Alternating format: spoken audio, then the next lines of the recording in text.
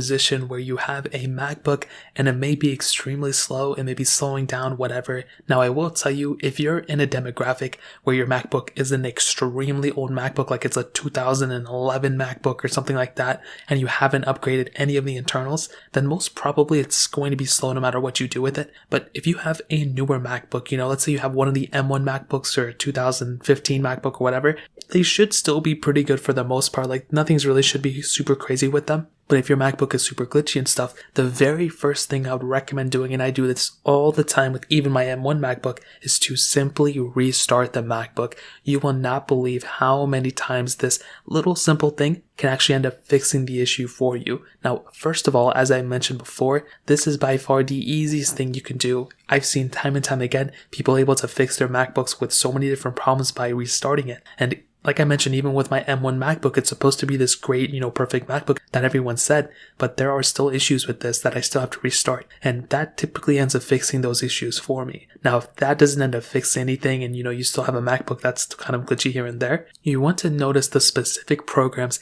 that you're using on your MacBook on a daily basis. So first of all, on pretty much all MacBooks, if you go down and, the dock, you will see all the apps that you have open. Now, if you have a bunch of different apps in the background that are open at one time, this can actually slow down your MacBook a crazy amount. So if you literally just go down and just force quit or exit out of any apps that you don't use, that is essentially the most important thing you can do from everything that I've done on my MacBook besides restarting it. This is really one of the easiest things you can do. So in my opinion, just quitting out any of the apps is another massive thing you can do to kind of fix your MacBook slowing down. Now,